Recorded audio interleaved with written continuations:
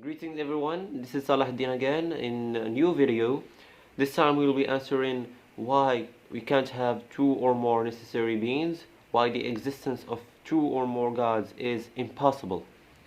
So, as I've mentioned in my previous video, that a necessary being is perfect in all attributes, including sufficiency. He is all sufficient, meaning he doesn't need anything, and that includes space and time. He doesn't need anything, including space and time.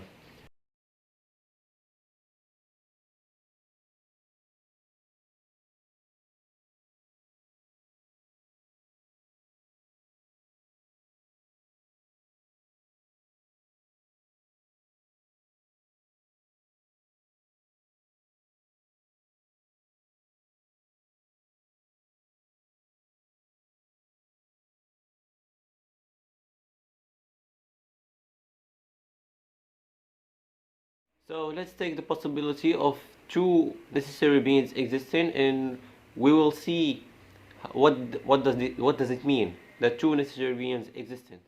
So let's say there are two apples.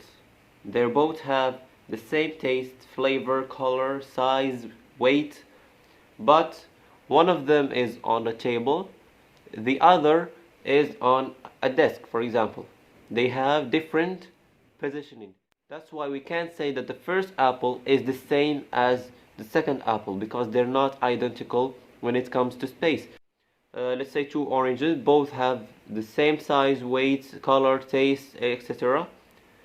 And they both are positioned in the same fabric of space. For example, they both are on the table, but one of them was in 2020 and the other was in 2021.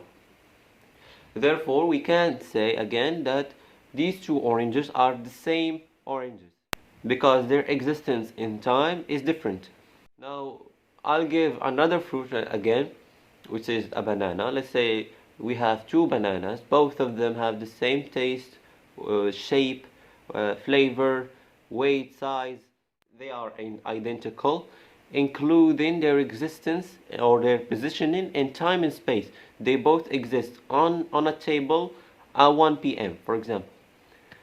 Now, we can't say that these two bananas are different, because they exist at the same time, at the same space, and they have the same shape, the same flavor, the same size. So these two bananas are one banana. They're identical. We can't say they are different.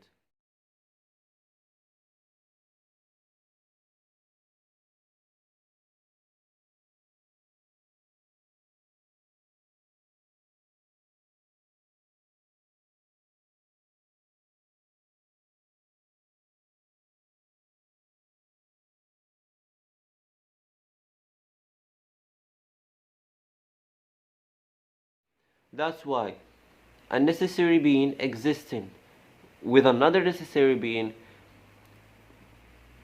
either that means that these two necessary beings each exist in its own time or its own space, and the other one is beside him. Therefore, he is bound by space and time. Hence, he's not a necessary being. Or these two, if we take it by definition, these two necessary beings both doesn't need space and time to exist. That's why a necessary being is one by default of his nature, and its oneness becomes a necessity by default of this necessary being's nature. Him being all sufficient, doesn't need anything including space and time, makes him one by necessity. In other words, any ideology or any theistic ideology that believes that there are two or more gods is wrong rationally by default, because if a god is bound by anything, by space, including space and time, he's not God. And if they say that both gods are not bound by space and time, then they're one. They're identical in everything. For God is a necessary being, then any non-godly aspect of those polytheistic beliefs are meaningless. From all of this, we can conclude that the oneness of a necessary being is a necessity, and any claim that more than one necessary being exists is wrong by the nature of this necessary being. So I hope you enjoyed this video. Don't forget to like and subscribe, and thanks for watching.